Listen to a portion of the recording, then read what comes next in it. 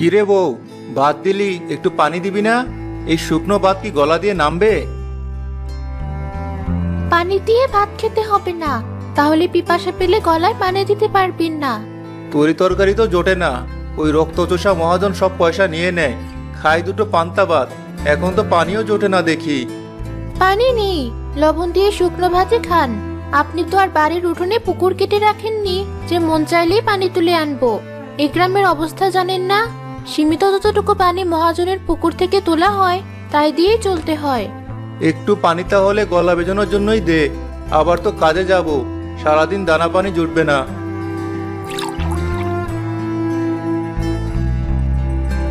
এই নিন, খেয়ে কলস নিয়ে মহাজনের কাছে যান। খাবার পানি এক ফোঁটাও নেই।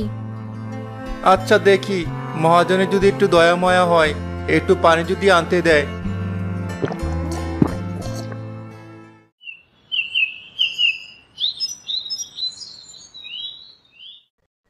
সালাম মহাজন।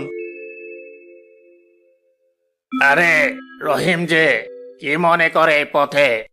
আগে মহাজন, একটু পানির জন্য এসেছিলাম।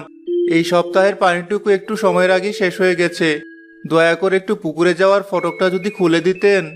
সে কি, অতটা পানি শেষ করলে কিভাবে? খুব অপচয় হচ্ছে মনে হয় গ্রামে। তোরা গ্রামের নিয়ম জানিস না? যার জন্য যতটুকু পানি বরাদ্দ আছে সময়ের আগে তার বেশি দেওয়া হবে না। যা ভাগ। মহাজন, পানি হলো জীবন, পানির উপর কি বিধিনিষেধ চলে? এই তীব্র কাঠফাটা গরমে একটু পর পর গলা শুকিয়ে কাঠ হয়ে যায়, শরীরের চামড়া যেন জ্বলে যায়। একটু তো শরীরটাও ভিজাতে ইচ্ছে হয়, অথচ ওই অতটুকু পানি হিসাব করে খরচ করতে হয়। গ্রামে এতগুলো মানুষ, আপনি তো চাইলেই গ্রামের লোকের জন্য আরো একটা পুকুর করে দিতে পারেন। তোমার সাহস তো দেখি কম নয়। কার সামনে দাঁড়িয়ে কথা বলছো?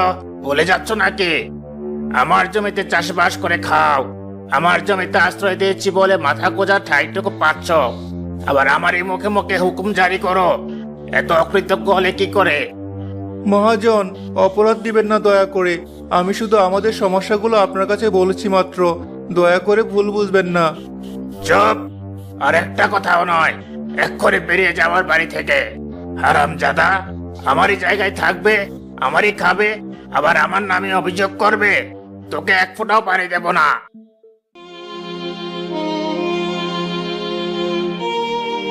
হায় কপাল, এখন কি উপায় হবে আমাদের? ও ভাই, মহাজনের বাড়ি থেকে আসছো মনে হচ্ছে। আজকে পানি পেলে? না ভাই, দিল না। এই নিষ্ঠুর মহাজনের মন গড়ল না এত মিনতি করেও। আসি।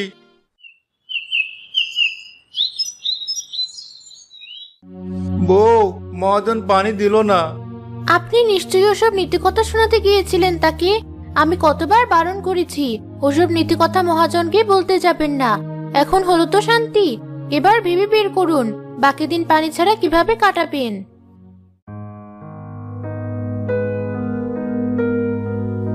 মা, বাড়িতে কেউ আছো? কে বাবা আপনি? কাকে চান? গ্রামে নতুন এসেছেন? আপনাকে আগে কখনো দেখিনি এই গ্রামে। আমি এক গৃহহীন ভিক্ষুক মা, পথে পথে ঘুরে বেড়াই। ঘুরতে ঘুরতে এই গ্রামে এসে পড়েছি। এত রোদ গরমে গলাটা শুকিয়ে কাঠ হয়ে গেছে, শরীর যেন জ্বলে যায়। একটু পানি দিবি মা? সংকটে ফেললেন বাবা, কোন মুখে বলি আপনাকে? এই গ্রামের লোকের জন্য মহাজনের দেওয়া পানি বরাদ্দ। অল্প পানিতেই দিন গুজরান করতে হয়। আজ তো আমাদের বাড়িতে পানিও ফুরিয়ে গেছে। আপনাকে যে এক ফোঁটা পানি দেব তাও নেই। বলিস কি? এ কেমন নিয়ম? আর কেমনই মহাজন সে? বাবা, আপনি বরং মহাজনের বাড়ি যান, তার তো পানির অভাব নেই। আপনার অবস্থা দেখে মন গড়লে সে হয়তো খাবার পানি, গোসলের পানি সবই দেবে। ঠিক আছে।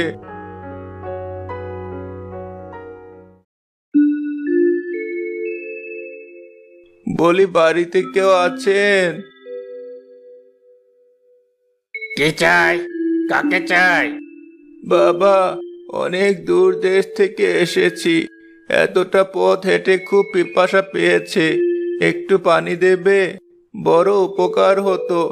আর যদি একটু গোসলের পানির ব্যবস্থা করে দিতে। শক্ত দেখে কম নয়। মামা বাড়ির আবদার, আমার দরকারের পানি আমি তোমাকে দিয়ে নষ্ট করব কেন? সাধ্য থাকলে পয়সা দিয়ে কিনে খাও। যত সব আপদ আমার ঘরে আসবে। দুপুর বেলা বিরক্ত করো না, যাও বলছি। নির্দয় নিষ্ঠুর মানুষ, তুই পিপাসা কাতর একটা মানুষকে ফিরিয়ে দিলি। আমি তোকে অভিশাপ দিচ্ছি, তোর এই গ্রামে প্রবল বর্ষণ হবে। এত বৃষ্টি হবে যে পানিতে তলিয়ে যাবি। বন্ধ হবে না এই বর্ষণ। দেখবো কত পানি তুই জমিয়ে রাখতে পারিস। ধ্বংস হয়ে যাবি তুই। হ্যাঁ, শকুনের অভিশাপে কোনোদিন গরম মরে না।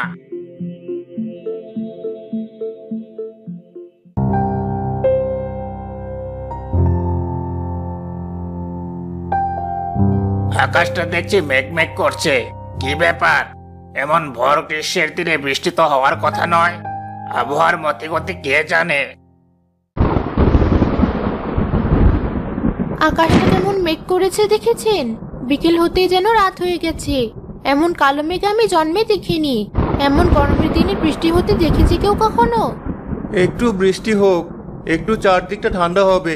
এই গরিবের মনের দোয়া হয়তো উপরওয়ালা শুনেছেন। এ কি? এ তো দারুণ বৃষ্টি শুরু হয়েছে বউ। এ তো হাওয়া, মনে হচ্ছে ঘরবাড়ি উড়িয়ে নিয়ে যাবে। এত তুমুল বৃষ্টি আমি কোনোদিন দেখিনি। মনে হচ্ছে চালের উপর বর্ষা নিক্ষেপ করছে কেউ। উঠোন তো ডুবে যাবে এমন বৃষ্টি হতে থাকলে।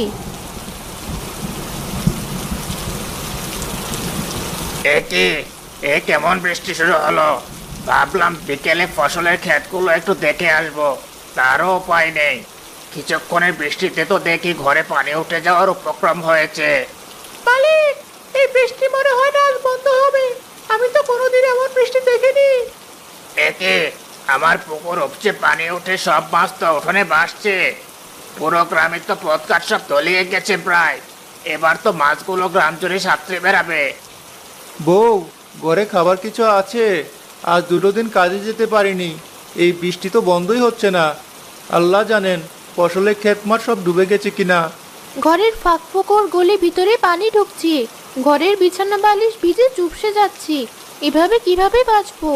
ঘরে অল্প চালাচ্ছি। কি হলো গ্রামে? আমি বরং একটু বেরিয়ে দেখে আসি বাকি সবার কি অবস্থা।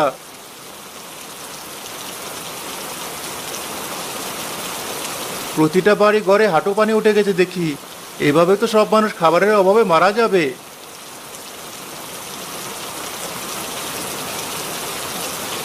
ফসলের ক্ষেতগুলো দেখে এসেছিলে? সব ডুবে গেছে ভাই। এখনো কিছুটা বাকি থাকলেও 2-1 দিনে সব পচে যাবে। চলুন আমরা একটু মহাজনের কাছে গিয়ে বলি এই দুরবস্থার কথা। চলো মহাজন, একটু বেরিয়ে আসুন। আমরা সবাই হাঁটু জল ডিঙ্গিয়ে আপনার কাছে এসেছি। আমাদের সবার বাড়িঘর ডুবে যাচ্ছে, ফসলের ক্ষেত ডুবে যাচ্ছে। ছোট ছোট বাচ্চা আছে বাড়িতে, ওদের তো নিরাপত্তা দরকার। একটু উঁচু আশ্রয়ের দরকার। একটু ব্যবস্থা করুন মালিক। আমি আছি নিজের চিন্তায়, আর একজন আবদার নিয়ে এসেছে। আমার নিজের বাড়ি তো ডুবে যাচ্ছে। এসব বৃষ্টি বদলা 2-1 দিনেই বন্ধ হয়ে যাবে। যে যার বাড়ি ফিরে যা, আপদ যত সব। আজ 1 মাস হয়ে গেল, এই বৃষ্টি বন্ধ হওয়ারই নাম নিচ্ছে না। গ্রামের পুকুর রাস্তা সব সমান হয়ে গেছে। পানি উঠতে উঠতে বুক সমান হয়েছে। বউ, শুকনো খাবার আর কতখানি আছে? আর সামান্য কটা মুড়ি আছে। সব বাড়িতেই তো বুক সমান পানি উঠেছে। তালেবির ছোট মেয়েটা মাথা থেকে পানিতে পড়ে মরে গেল চোখের সামনে।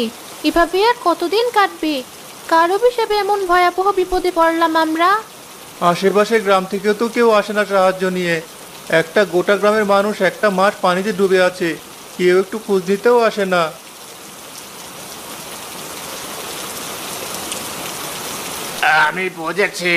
আমি বুঝেছি। এটা ওই বৈক্ষকের অভিশাপের ফল। পানি নিয়ে আমি যে বিশ্রী কাণ্ড গ্রামের লোকের সাথে করেছি, তার শাস্তি এসব। এখন এ থেকে পরিত্রাণ পাবো কি করে? এভাবে বৃষ্টি চলতে থাকলে গ্রাম সব পানিতে তলিয়ে যাবে। হুজুর, আমার মনে হয় আমাদের ওই ভিক্ষুককে খুঁজে বের করা উচিত। তার কাছে ক্ষমা চাইলে যদি কোনো উপায় মেলে। তাকে পাবো কোথায়? গ্রামের পুরুষদের খবর দে, ওদের আসতে বল। যত বৃষ্টি হোক আমাদের ওকে খুঁজে বের করতেই হবে। নৌকা নিয়ে এসব বাড়িতে খবর দিয়ে আয়। জি আচ্ছা।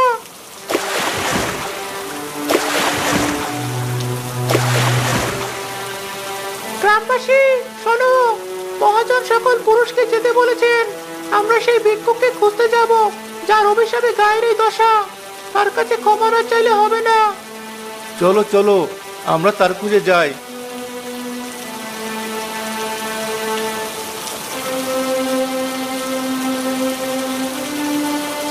গফুর, পানির ওই দাগটা পর্যন্ত আমাদের গ্রামের সীমানা। নৌকাটা একটু দাঁড় করিয়ে দেখ, ভিন্ন গ্রামের কাউকে দেখা যায় কিনা। ওই তো, ওই পাশে একজনকে দেখা যাচ্ছে মাছ ধরতে। ভাই, একটু শোনো, তুমি কোন গ্রামের? আমাদের একটু সাহায্য করো না। না না, ওপাশে যাওয়া যাবে না। তোমাদের মহেশপুর গ্রাম অভিশপ্ত। ওপাশে গেলে আমাদেরও ছোঁয়া লাগবে। ফকির বাবা আমাদের মানা করেছেন মহেশপুরের সীমানায় যেতে। ভাই, ফকির বাবাকে আমরা খুঁজে বেড়াচ্ছি পাগলের মতো। একটু ওনার সন্ধান দাও, ওনার কাছে একটু নিয়ে চলো। চলো।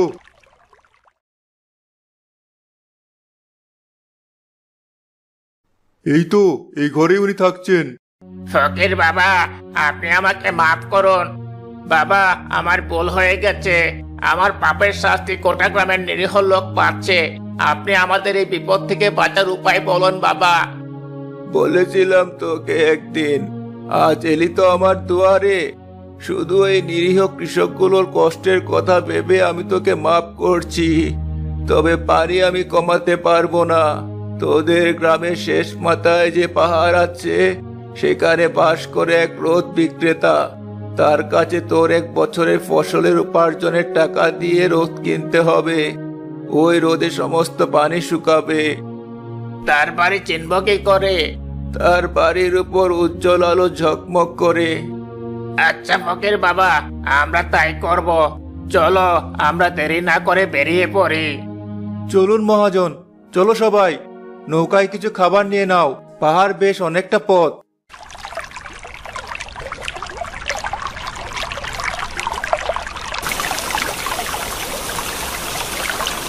ওই তো পাহাড় দেখতে পাওয়া যাচ্ছে। এখন রোদ বিক্রেতার বাড়ি খুঁজে বের করার পালা। খুঁজে দেখো কোথায় আলো জ্বলছে। ওই তো উজ্জ্বল বাড়ি দেখা যাচ্ছে। চলো চলো। আসতে পারে। আসুন, বলুন কি চান। আমরা আপনার নিকট রোদ কিনতে এসেছি। ফকির বাবা আমাদের পাঠিয়েছেন। অভিশপ্ত হয়ে আমাদের গ্রাম 1 মাস ধরে বৃষ্টির পানিতে নিমজ্জিত। আপনার সাহায্যের বিশেষ প্রয়োজন।